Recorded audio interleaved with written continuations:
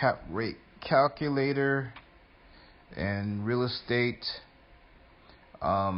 you can decide, the investor can decide on what cap rate he wants his investments to as a guideline to follow. So most investors probably will say, hey, a good 7%, maybe 10% might be their cap rate for a particular area or community. So, and it just helps them to compare properties, similar properties within a certain area. So they can say, okay, look, this one is, these properties over here are capping or have a cap rate of 10%, and the properties over here in that same area pretty much, or community, are capping at 6-7%. So there's no magic bullet to say which one is a good cap rate or the best cap rate. Basically, it's up to the investor to decide, hey, look, in this particular area or this community, so it's really good to know, like, that's why most investors decide, to invest in their backyard, because they know the community, they know the market, and they know what to expect as far as cap rates. So they know if properties, if investments are, or investment homes, or rental homes, or homes that they're about to flip, are producing a cap rate of 7%, and he or she knows, the investor knows that the cap rate should be an average of around 10% for that particular community or area, they could decide for themselves this may not be a good investment. Of course, in real estate, there are many other analysis that an investor, or really great or good investor, can use, but this is just a quick rule of thumb or analysis for an investor, just so they can be able to quickly tell off the bat whether they should go further with the analysis, or other types of analysis, or deeper analysis into whether their deal, or this particular investment or property will make a good investment property, either long term or short term, or whatever the investor's goals are. However,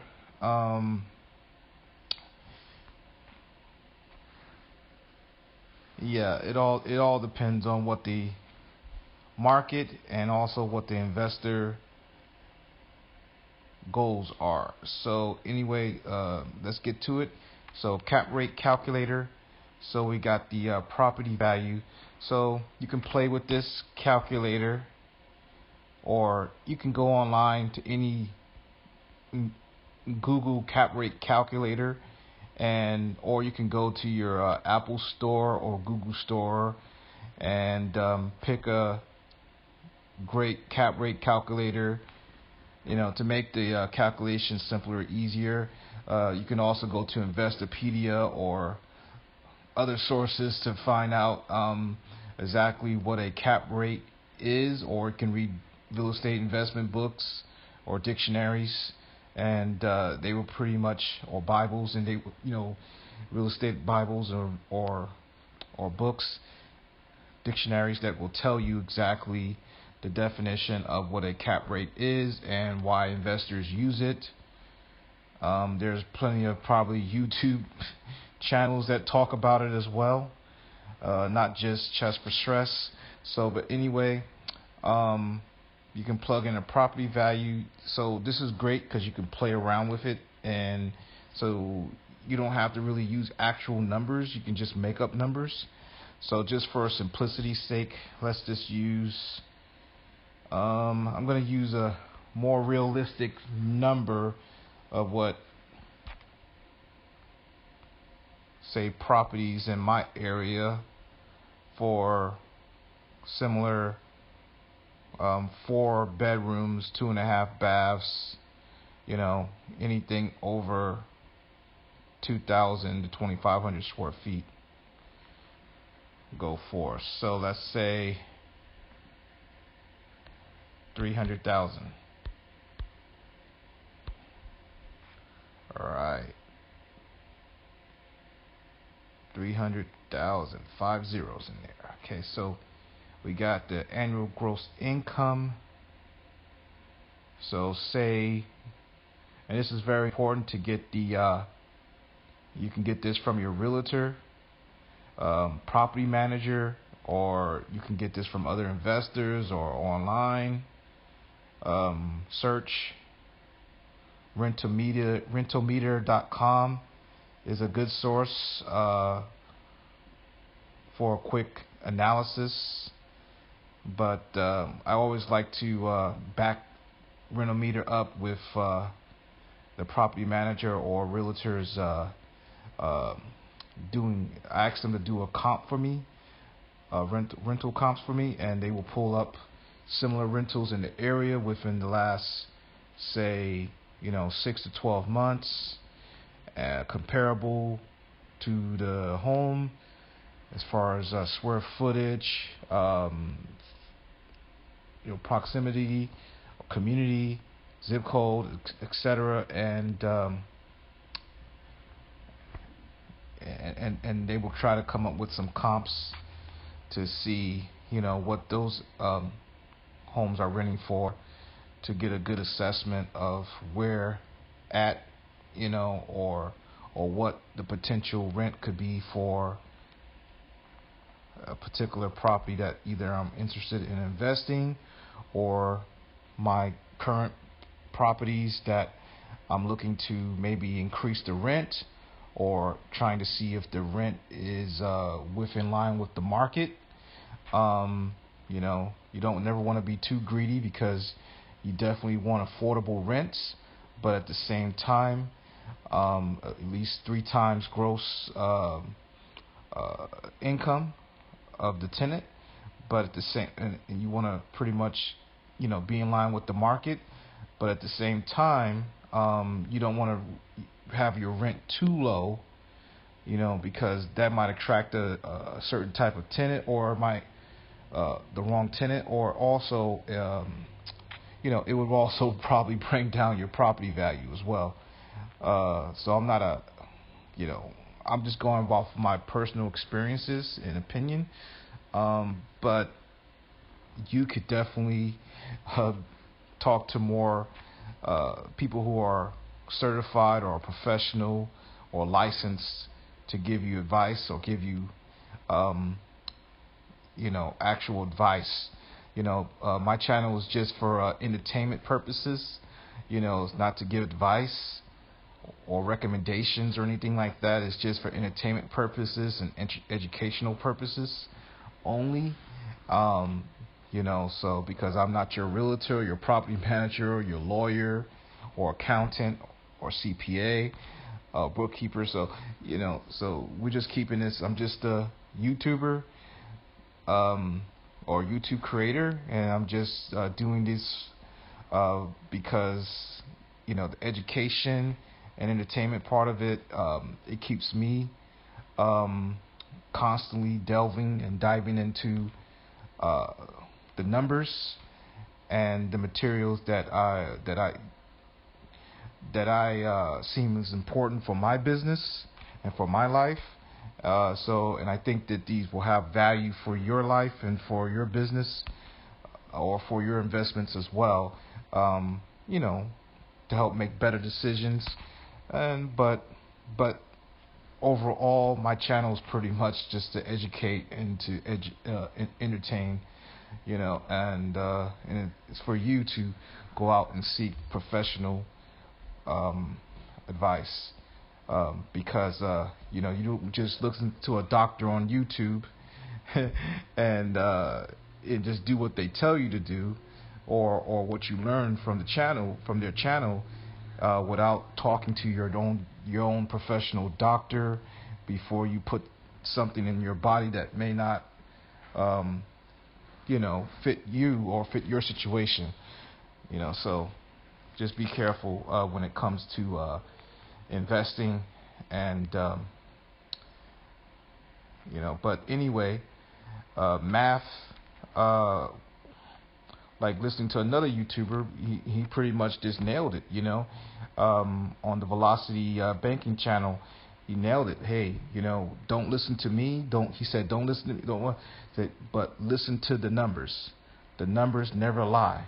Math never lies. So don't ever listen just for anyone tells you, but listen to the numbers. So anyway, we got the property value. Say let's put it at 300,000 for a 4-bedroom, 2.5 bath. Say 2,500 square foot to 3,000 square foot home. So we'll put the rents at say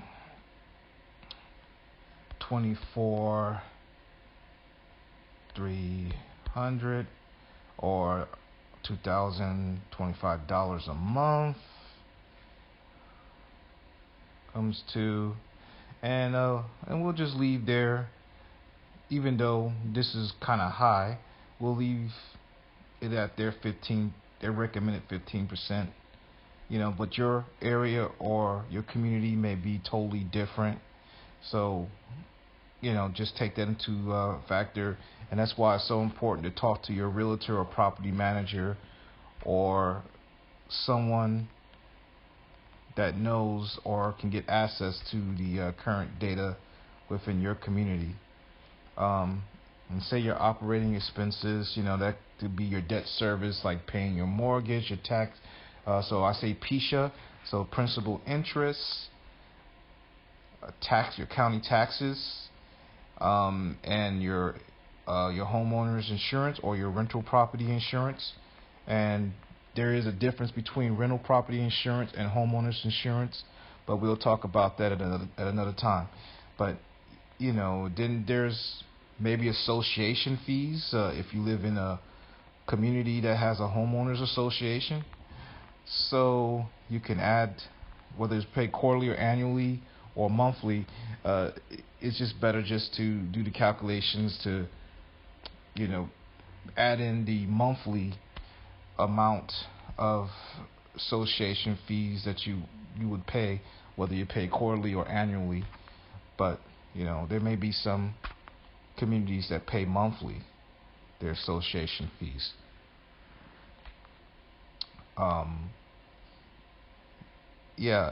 you can also add in to make it more conservative your repairs and maintenance. So you can pretty much take you can just say, hey, look, it's to you it may be 15%. If you want to add in your property management, that'll be 10% off the bat there. So there's 15% number right here may go up to maybe 20% or 25%. But we're going to use the cap rate calculator's estimate right there, pretending like you don't have a property manager. And these are all your repairs and maintenance and your PISA, principal, interest, taxes, insurance, association fees. And we're going to go ahead and calculate this. Okay. So now we got the cap rate will be around 23.41%. Your down payment was $75,000 for that $300,000 house. The actual cap rate is around 5.85%.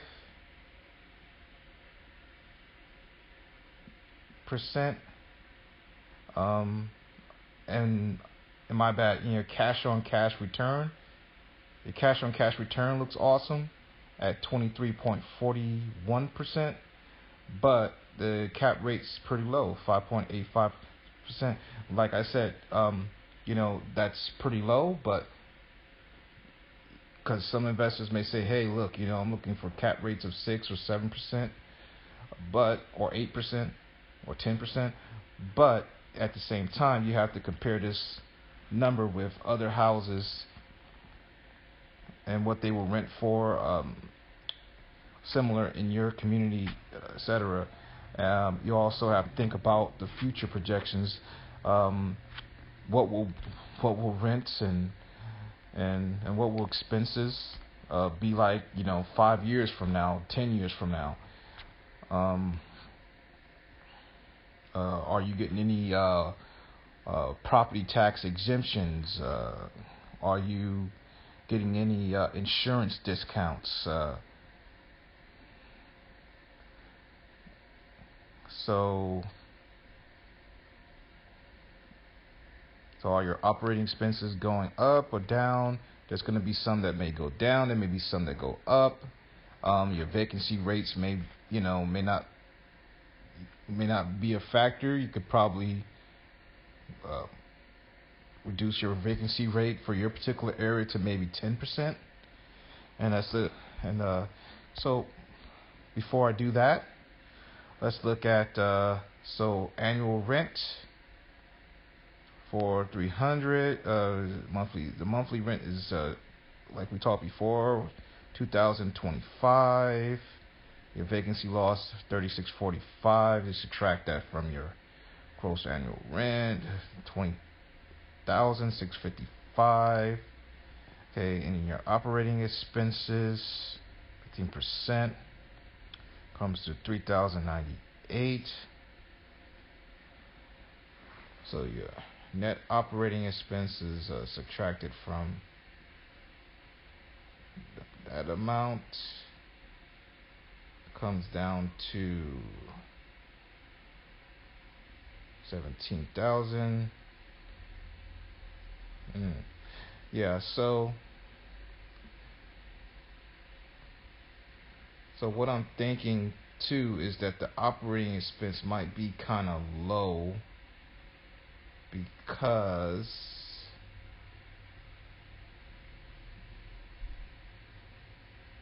I don't think in the operating expenses, I don't think they included the the debt service and stuff like that, the payments that you would be making to the bank, or I don't think they included PISA. I think their operating expenses is mostly just include the 10% for the 8 to 10% for the property management fee, and also the other expenses as well. So anyway, like repairs and maintenance, 5% for that. So I don't think debt services and homeowner association fees, taxes, insurance, etc. is added to this amount. So, but you can add that in there. But yeah, so let's just say that the 15% operating fee is your property management fee, and your repairs and maintenance. Okay, we're going to reduce the vacancy rate to say 8%. All right, so there you go. It's a lot better. So now you got a 6% cap rate, or 6.33. Your cash return is still great at 25.34%. And yeah, and so these numbers may work for some investors, and these numbers may work for you, or they may not work for you or other investors. So you have to pretty much just play around with the numbers just to get a feel for what numbers would, and it also helps you to think about before you see that property, and instead of falling in love with just the property itself, you look at all the numbers first and make sure that when you're looking at all the numbers, that all the numbers make sense before you invest or before you try to make an offer. Okay, again, this has been Chess for Stress, and we look forward to you liking, subscribing, commenting, sharing your thoughts on the cap rate calculator, and how you use it for investing in real estate, or making a decision to either purchase a home or to purchase an investment property.